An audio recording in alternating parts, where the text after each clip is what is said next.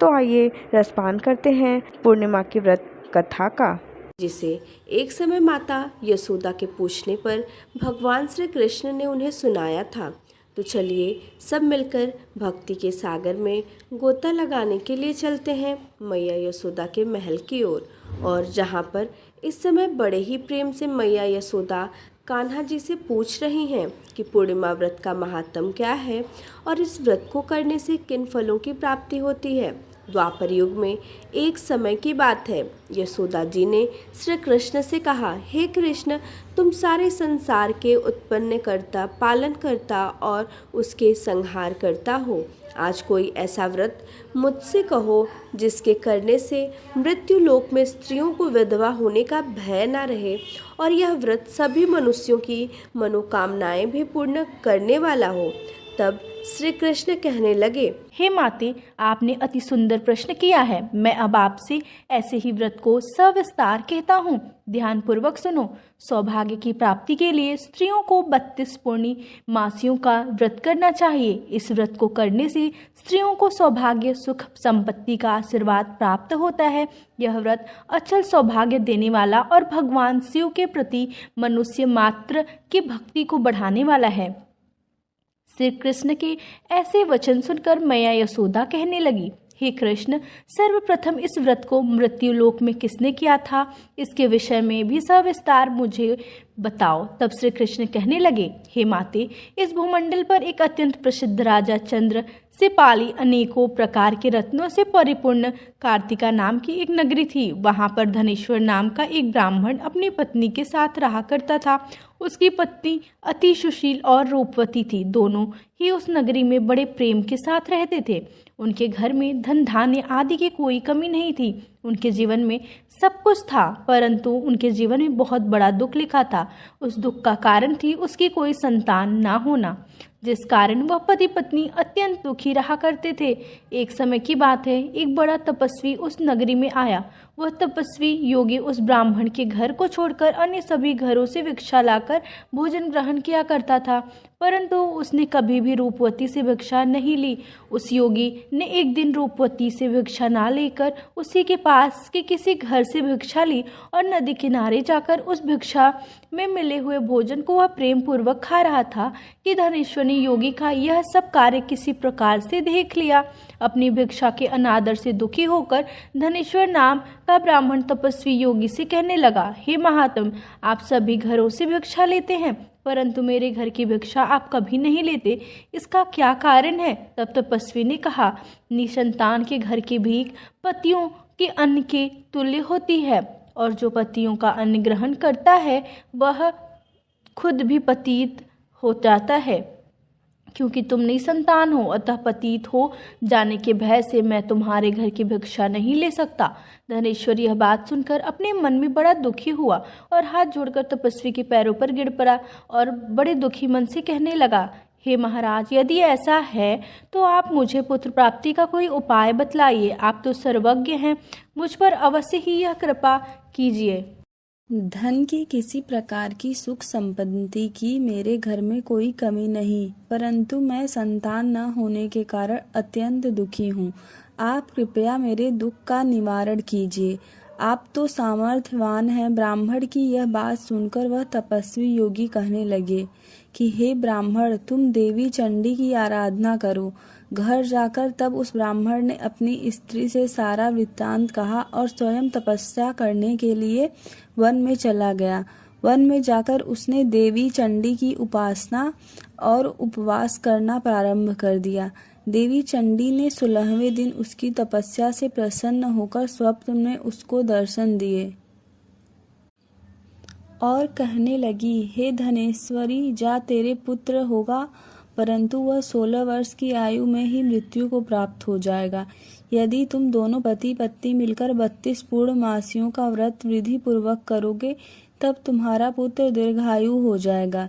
जितनी तुम्हारी सामर्थ्य हो, आटे के उतने दिए बनाकर भगवान शिव का पूजन करना। पूर्णिमा के दिन प्रातः काल इस स्थान के पास तुम्हें आम का एक वृक्ष दिखाई देगा।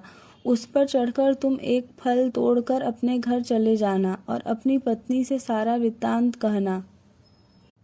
ऋतु स्नान के पश्चात वह स्वच्छ होकर भगवान शिव का ध्यान करके उस फल को ग्रहण कर लेगी।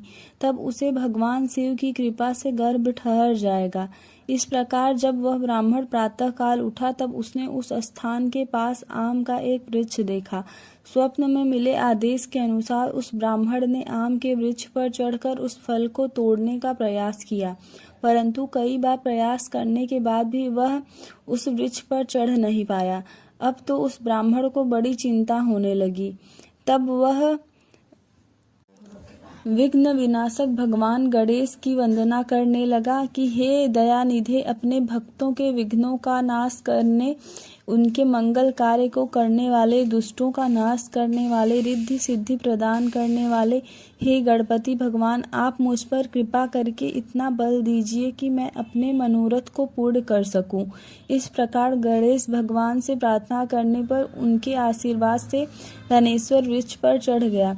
तब उसने आम का एक सुंदर फल देखा था, उसे तोड़ लिया। उसने विचार किया कि जो वरदान से फल मिला था वही यह फल है। उसके बाद उसे और कोई फल उस पेड़ पर दिखाई ही नहीं दिया। तब धनेश्वर उस फल को लेकर अपनी पत्नी के पास आ गया और उसे खाने के लिए दिया। उसकी पत्नी ने अपने पति के कहे अनुसार उस फल को खा लिया और वह भगवान के आशीर्वाद से गर्भवती हो गई। देवी चंडी की असीम कृपा से कुछ ही समय बाद उसे एक अत्यंत सुंदर पुत्र मिला।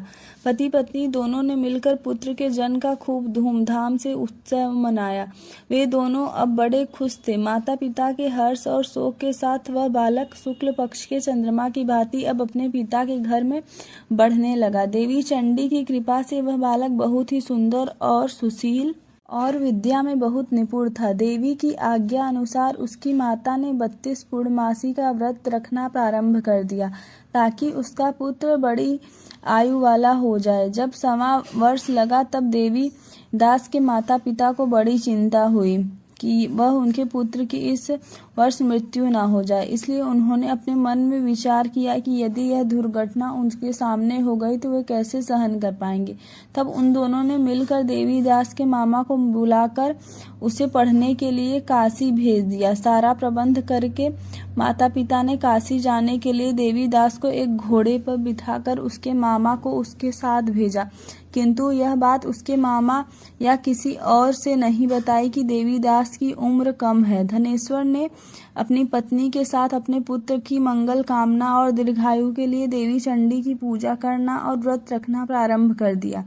इस प्रकार दोनों ने मिलकर 32 पूर्णमासी का व्रत पूरा किया। कुछ समय के बाद एक दिन वह दोनों मामा और भांजे रात में विश्राम करने के लिए किसी गांव में ठहरे हुए थे। उस दिन उस गांव में एक ब्राह्मण की अत्यंत सुंदरी, सुशीला, विदोष और गुणवती कन्या का विवाह होने वाला था। जिस धर्मशाला के अंदर वर और उसकी 12 ठहरी हुई थी, उसी धर्मशाला में देवीदास और उसके मामा भी ठहरे हुए थे। संयोगवश कन्या को तेल आदि चढ़ाकर मंडप आदि का जो कार्य किया गया, तब लगन के समय वर को धनुर्वात हो गया, जिस कारण वर के पिता ने अपने परिवारजनों से परामर्श करके निश्चय किया कि यह देवीदास मेरे पुत्र जैसा ही सुंदर है, मैं इसके साथ ही लग्न करा दूं और बाद में विवाह के अन्य का मेरे पुत्र के साथ हो जाएंगे। ऐसा सोचकर देवीदास के मामा से जाकर वह कहने लगे कि यदि तुम थोड़ी देर के लिए अपने भांजे को हमें दे दो, जिससे विवाह के लगन का सब काम पूरा हो सके। तब उसका मामा कहने लगा कि जो कुछ भी मधुपर्क आदि कन्यादान के समय वर को मिलेगा वह सब हमें दे दिया जाएगा, तो मेरा भांजा इस बारात का दूल्हा बन सकता है। विचार विमर्श करने के बाद ब्राह्मण के पुत्र का विवाह में दूल्हा बनकर मंडप में बैठा दिया गया। उसके साथ सभी विवाह का रात्रि में विधि पूर्वक संपन्न हो गए। पत्नी के साथ वह भोजन नहीं कर सका और मन में सो लगा कि मेरे बाद न जाने इस स्त्री का क्या होगा। ऐसा सोचकर वह बड़ा दुखी और उदास हो रहा था। तभी उसकी पत्नी ने पूछा कि क्या बात है, आप इतने उदास और दुखी क्यों हो रहे हैं। तब उसने वह सब बातें जो वर के पिता और उसके मामा में हुई उस स्त्री को बतला दी। तब वह कहने लगी कि यह ब्रह्म विवाह के विपरीत हो कैसे सकता है। देव, ब्राह्मण और अग्नि के सामने मैंने आपको ही अपना पति बनाया है, इसलिए आप ही मेरे पति हैं और मैं आपकी ही पत्नी रहूंगी, किसी अन्य की पत्नी मैं बिल्कुल नहीं बन सकती। तब देवीदास ने कहा, ऐसा मत करो, क्योंकि मेरे आयु बहुत थोड़ी है, मेरे बाद आपकी क्या गति होगी। इन बातों को अच्छी तरह से विचार लो। परंतु वह स्त्री दृढ़ विचार वाली थी। वह कहने लगी, जो आपकी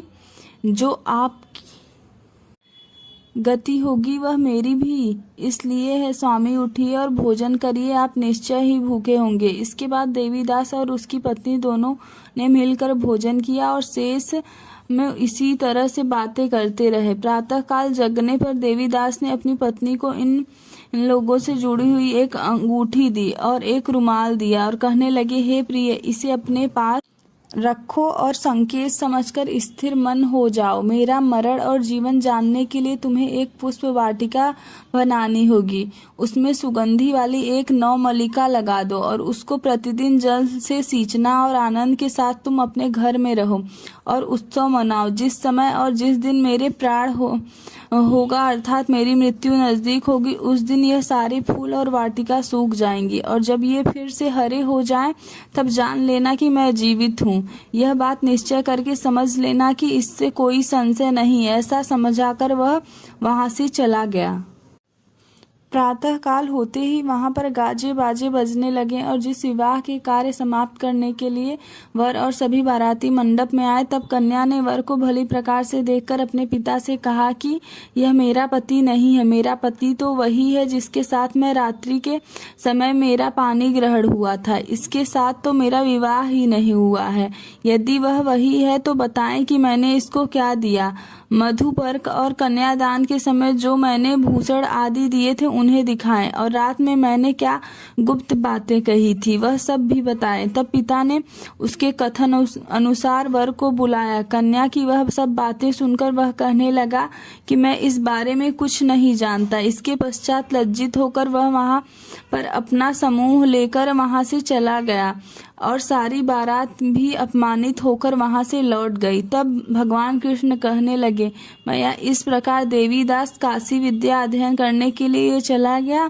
जब कुछ समय बीत गया तब काल से प्रेरित होकर एक दिन एक सांप रात के समय उसको डसने के लिए वहां पर आया। उस विस्तर के प्रभाव से उसने सोने के स्थान पर चारों ओर विष का ज्वाला से विषैला हो गया, परंतु व्रत रखने के प्रभाव से उसको वह सांप डस नहीं पाया, क्योंकि पहले ही उसकी माता ने 32 पूर्णिमा का व्रत धारण किया हुआ था। इसके बाद मध्याह्न के समय स्वयं काल वहां पर आया और उसके शरीर से उसके प्राणों को निकालने का प्रयास करने लगा, जिससे वह मूर्छित होकर धरती पर गिर पड़ा।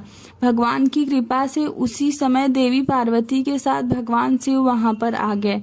उसको मूर्छित दशा में देखकर देवी पार्वती ने भगवान शिव से प्रार्थना की, हे भोलेनाथ, इस बालक की माता ने पहले से ही 32 पूर्णिमा का व्रत किया है, जिसके प्रभाव से भगवान अब आप इसको प्राण दान दे दीजिए।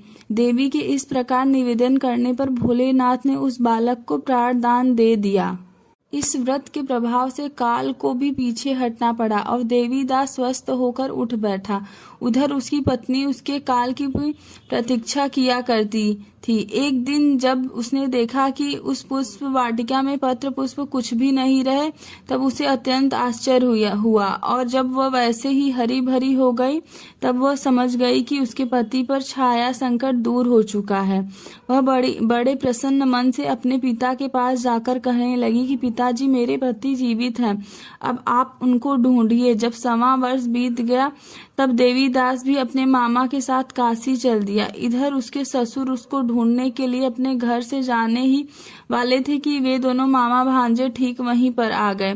उन्हें अपने घर पर आया देखकर उसका ससुर बड़ी प्रसन्नता के साथ अपने घर में उन दोनों को ले आया। उस समय नगर के निवासी भी वहां इकट्ठे हो गए और सभी ने निश्चय किया कि अवश्य ही इस बालक के साथ इस कन्या का विवाह हुआ था। उस बालक को जब कन्या ने देखा तो पहचान लिया और कहने लगी कि यह तो वही है जो संकेत करके गए थे। इसके पश्चात सभी कहने लगे कि भला हुआ जो यह वापस आ गया। और तब सभी नगरवासियों ने मिलकर आनंद मनाया। कुछ दिन अपने ससुराल में रहने के बाद देवीदास अपनी पत्नी और मामा के साथ ढेर सारे धन और उपहार के साथ अपने घर के लिए चलने लगे। जब वे सब मिलकर अपने गांव के निकट आ गए तब कई लोगों ने उन्हें देखकर उनके माता पिता को पहले ही जाकर सूचना दे दी कि तुम्हारा पुत्र अपनी पत्नी और मामा के साथ वापस आ गया है। ऐसा समाचार सुनकर माता पिता को पहले ही तो विश्वास नहीं हुआ। तब उन्होंने खुद जाकर देखा तो उन्हें बड़ा आश्चर्य हुआ और तब देवीदास ने अपनी पत्नी के साथ अपने माता पिता के चरण छूकर उनका आशीर्वाद प्राप्त किया। तब माता पिता ने इस चमत्कार को देखकर अपने घर पर बहुत सारे ब्राह्मणों को बुलाकर उन्हें यथासंभव दान दक्षिणा उपहार में देकर उन्हें प्रसन्न किया और उनका आशीर्वाद प्राप्त किया। भगवान कृष्ण कहने लगे कि हे माते, इस प्रकार धनेश्वर 32 पूर्णिमा के व्रत के प्रभाव से पुत्रवान हो गया। जो भी स्त्रियां इस व्रत को रख वे जन्म जन्मांतर में वेदन हो दुख नहीं भोगी और सदैव सौभाग्यवती बनी रहती हैं। यह मेरा वचन है और इसमें कोई संदेह नहीं मानना। यह व्रत पुत्र पत्रों को देने वाला और संपूर्ण मनोकामना को पूर्ण करने वाला है। 32 पूर्णमासों के व्रत करने से वृत्ति की सारी इच्छाएं भगवान की कृपा से पूर्ण हो जाती हैं। कथा समाप्त। प्रेम से बोलिए श्री कृष्ण भगवान की जय। कथा को अंत तक सुनने के लिए आप सबका बहुत बहुत धन्यवाद। जय श्री कृष्ण।